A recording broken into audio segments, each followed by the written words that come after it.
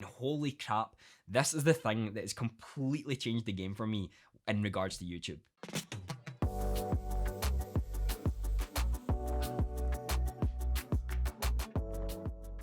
What's up everyone, my name is Andy, and I appreciate you taking some time to watch this video on the channel dedicated to helping you become the best you can. I need to think of a better starter than that.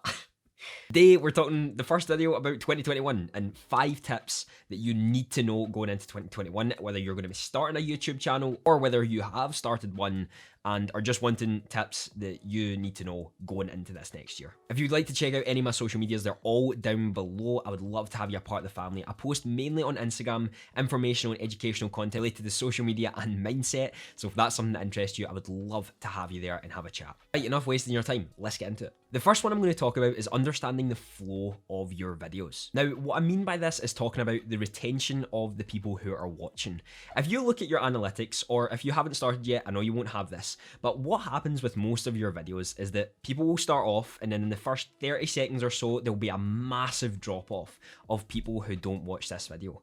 I mostly get between 20 and 30% who finish the full video out, and I would say that's pretty good in regards to viewer retention.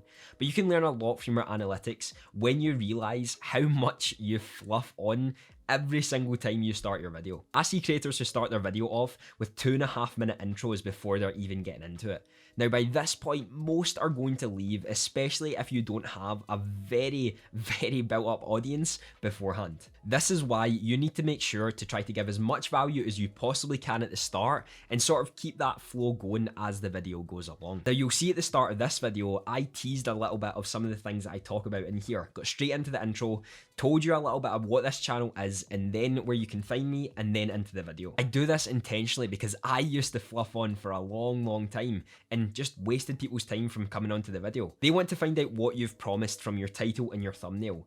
So don't keep them waiting. So many who focus on making the perfect thumbnail or the perfect title, and then when it comes into the video, they don't really give any value there. And all they do is they just speak for 20 minutes and you come out of that just wanting to go off YouTube and never watch them again. Your goal this year with your videos is to make them so valuable that people just want to keep coming back. They subscribe, they put the notifications on, and they keep wanting to see what you're wanting to do next.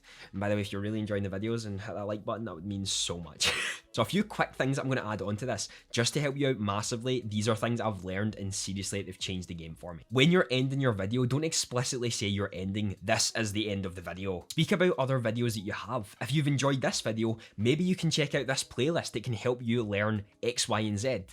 Keep them on your page because the longer they watch your videos, the more they watch your videos, YouTube's going to like that. And YouTube's going to say, you know what, I'm going to recommend this to someone else. And then they're going to do the same with someone else. So don't just explicitly say that you're ending. There's a lot of big YouTubers who talk about this and it's so crucial. And I've learned a lot from that. And it has truly helped with my sort of clicks when it comes to the end of the videos increasing. Calls to action, they're important. And yes, I know at the start of the video, not many people like it. And I've actually found when I didn't mention any calls to action, I had a higher viewer retention within those videos. However, I still do believe they're important to grow your social medias and your business where you're actually wanting to do it.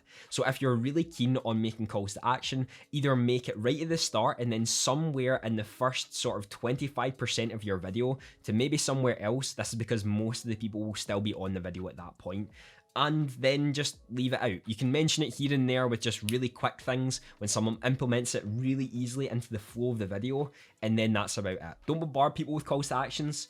They are important though. Videos should have a starting, middle, and end. At the start of my video, I introduced you, sort of enticed people into what they were going to get. At the start, I've talked a little bit about what you're going to do. Then we got into it. This is the middle section. And at the end, you round off what you talked about and flow them on to the next video.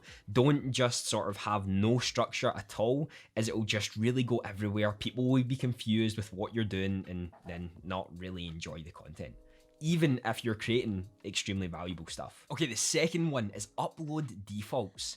Some of you may have heard of this before, some of you may not, and even if you have, there's probably some things that you're missing, so let's talk about it. Now, if you actually want to find your upload defaults, head on over to your YouTube studio. Down at the bottom left, there'll be a settings, and then in this sort of area, there'll be upload defaults. As you can see in here, Everything related to the upload defaults that you have when you upload your video can be set so that every single video you have these ready to go. I have my description there, the visibility, some of the tags that I know are going to be within my video, and you've also got the advanced settings where you're talking about the category of the video and everything that they need to know. You can also find other things here when it comes to permissions, you know, the channel itself, with keywords that you want related to your channel, and then some of the general settings with the Great British Pound. You've got the advanced settings and the features, eligibility. You know, there is other things here, but right now we're going to be focusing on the upload defaults. This can be beneficial to you in so many ways. If you've ever heard of affiliate marketing, this can be one of the best places to make evergreen content that can make you an income over a very long period of time. Even a video you made 5 years ago on your YouTube channel could still make you money today through your affiliates, and this can be through your upload defaults on descriptions. Let me just take you through my defaults on my descriptions. First, I'll start with the Streamer Hub. That was a website I built for streamers looking to grow and develop themselves into a better streamer from the get-go. These were things I'd learned that no one really talked about and just made it into a website. This can send people to another place within my business and show off other work that I'm doing. Next, I talk about the services and businesses I use. Now, some of these are affiliate links, some of them are just places that you can do. We've got SEO for YouTube, which I use Tubebuddy, where I get my music, website hosting, and where I host my podcast. As these are affiliate links, I can either get free months within those things if people end up using them, and they're companies that I truly believe in. So I am building trust with my audience. All of these things that are on here are what I actually use within my business. So by doing that, I'm able to share the services that I use and also not lose the trust of your audience, which is the most important thing you have with them, because you're showing them what you do and why you use it. And if they want to try it, great. You can earn a commission. They don't have to pay anything more and help support your channel. If we go further down, we look at my equipment, and these are some of the things that I use within my videos. This is like the streaming camera, the tripod that it stands on, my mic, anything that I really use within my videos that I think people would want to have as well. When it comes to the lights, the softbox that's here, these are all things that have really upped my game in the last year of creating content on YouTube. So when you have this, you are sharing, again, the things that you actually use within your producing of content and building trust with those, and potentially can earn a commission over a long period of time. Because these upload defaults are there, you never have to worry about them. And all you have to do when you upload the video is give a description of what the video is about, what you're going to be talking about, and what they're going to get out of the video. This saves you so much time and seriously can help for evergreen content and just getting that cycle going. If we go further down again, you can see some of my social medias. Again, that can send people onto different areas, and then checking out other videos. I would recommend putting playlists here. I would recommend putting some videos here that you really enjoyed. This is just a great way to send people to different areas. Finally, at the bottom, I talk a little bit about who I am as a creator, just in case anyone's interested in seeing my videos for the first time. And finally, the disclaimer for my affiliate links. Now, this is important for anyone. Please do this for all of your videos. If you're using affiliate links, put a disclaimer there. It's not hard, and it's the law, so do it. The final thing I'm going to talk about the upload defaults is the relation to the description, and I talked about giving a sort of introduction to what the video is. There's a few key areas that I would like you to implement within your description when you are actually typing it out for yourself. The first one is copying and pasting the title into your description every single time. This can help a little bit with SEO. And within the first sort of 150 characters, that's what people can see when they see your video just scrolling down on YouTube's sort of page when they've done YouTube search. And finally, at the bottom of your description, put 3 different hashtags that are going to come up within your video when you actually create it. Make this related to the content you're creating, and I tend to put my name as the first one as well, because if people search up your name on YouTube, then that might come up for it. I've been told around 15 hashtags are the sort of optimal level within your YouTube at the maximum. I usually just put 3 as they come up on your video. And I'm going to show you this through a YouTube search. So I've went onto an incognito tab, and you'll see that my Twitter versus Instagram comes up at the very top. Now, what you'll notice is in the YouTube search, Twitter versus Instagram is what I've searched. And within the first part of the description, Instagram or Twitter is the better platform. Instagram and Twitter are actually highlighted sort of here within that area, if you can see that within the description, because it's right at the top. So this does help with SEO, just keep that in mind. And by the way, if you want to watch that video, card up above, link in the description. The third one I'm going to talk about today is Tubebuddy. And holy crap, this is the thing that has completely changed the game for me in regards to YouTube. If you don't know what Tubebuddy is, it basically helps you optimize your videos and what you're wanting to create in the best way possible. This can be through keyword research, YouTube search, and everything more. I'll show you more about it. The reason this is so good is because you can see what people are actually searching for, which is a critical part of YouTube when it's so competitive. Now, if I go into Tubebuddy right here and I go into my dashboard, I can go into the keyword results. Let's actually take this video because I've done some research on this, and we'll type in best tips for YouTube 2021. Okay, and we'll search that, we'll explore that. Now, once we've explored that, again, I know I haven't really done a great title with the search, but we'll see that the overall score in the unweighted category is excellent, 100 out of 100, which is incredible, by the way.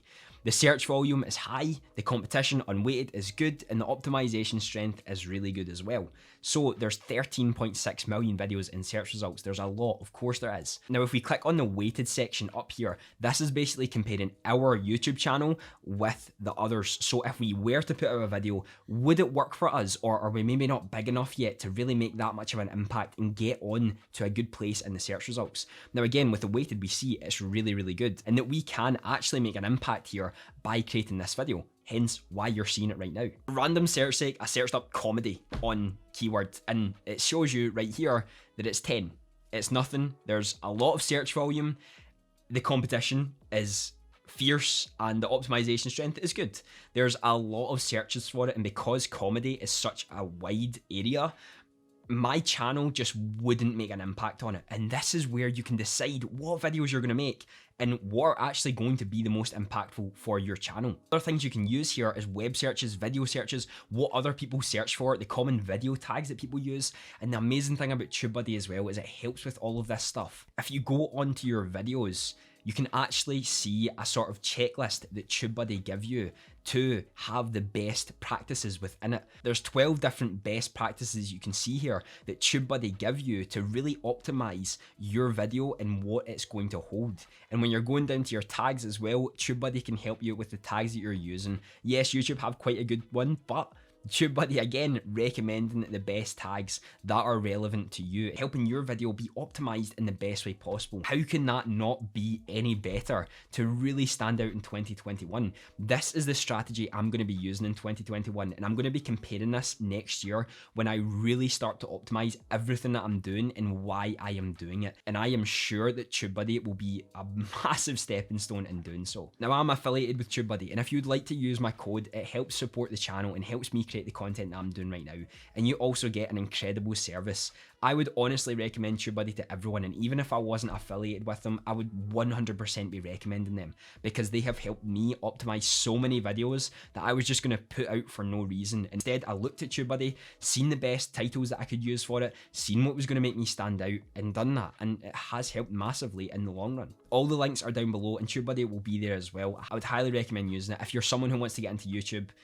Seriously, it's something that's changed my life for it. The fourth tip sort of leads on to what we talked about within Tubebuddy, and that's figuring out what people actually want to watch. Now, Tubebuddy helps so much here, but you can understand this in your own instance. You are not focusing so much on just being a service. You want to be a solution. If you're someone who wants to do educational videos, you need to find those people who are asking the questions you want to do the videos on. If you want to talk about how to become better at yoga, yet no one cares about becoming better at yoga, then the video really might not do that well. Now, I know yoga, a lot of people like to do it. I'm just using it as an example. Find videos that people are actively looking for the solution for, and you can provide that through the way that you do your videos in a unique style. Make yourself stand out. Remember, every niche is different, so there's going to be solutions to every single different niche that you do. If you're creating gaming videos, then your solution might be coming up with something that's different and out there within the game that you play that people are actually really wanting to see. When Among Us first came out, maybe people were wanting to see open lobbies and you just going into random ones. That became famous really, really quickly, and some people leveraged heavily off of that. But if you weren't fast enough onto it, then the solution was probably gone. Now, the gaming industry moves a lot faster than a lot of different areas when it comes to self-development and life lessons, because these are things you can do over a longer period of time. So in the gaming industry, finding a solution to something that people maybe have not found just yet can be a little bit more challenging. But if you're actively searching for what's going, you might find a diamond in the rough, and are able to create and really push your content to the next level. Ask your audience questions, figure out what they want. This is why the comment section and sending them onto different social medias that you use can help get more ideas for what content people are actually wanting to see rather than you just creating for the sake of creating. The fifth tip I'm actually going to give is to go onto youtube.com, find a channel called Andrew Ellis and just hit that subscribe button, because seriously, it would mean the absolute world to me, and I hope you've been enjoying the video, and if you have, then join the family. Okay, seriously, the fifth tip and the final tip that we are given today is to note that the video isn't everything. You can be the best editor in the world, yet your thumbnails, titles, tags, descriptions, everything can be so lacking.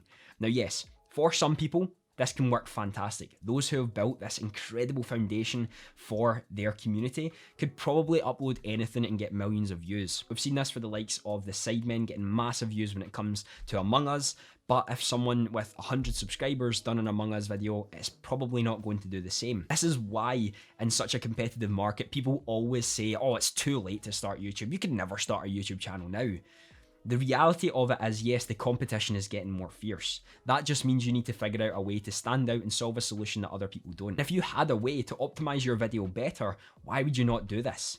Look at things on developing your thumbnails better. Look at things to develop your tags better, your playlists, your homepage, everything. I need to do that as well. And I'm going to be doing that over the next year and really working to better my YouTube videos with that. This was some information that I got last year when I started my YouTube channel. I know I would have a lot different page. Because I'm learning this as I go along, I'm really pushing myself to optimize everything that I'm trying to do and really stand out from the crowd, but still giving myself the best chance to do so. Try new things next year and don't be afraid to fail, because we're going to do that. People get so fixated on the most recent video statistics and how well it's doing, but just next year, focus on making better videos, make better content. Be a better you within videographer, within your thumbnails, within your tags, within your descriptions. Become someone who's better at creating videos, because it really is a learning process. If we take just a thumbnail from the very first video I done and one of my favorite thumbnails now, you can already see a difference. And that's just because I've done it over and over again and failed over and over again and learned, adapted, and moved forward. Make this next year the year that you start heavily focusing on your YouTube channel and really pushing forward with everything that you want to do. Because it's possible. You've just got to put the work in. I want to take a quick second to thank all of the patrons who've supported me so far. You truly are helping me create the best content and helping me pay for the services that I use to create these videos. If you'd like to check out any of the other videos, they'll be on the screen right now. I would love to have you a part of the family. Have a fantastic day.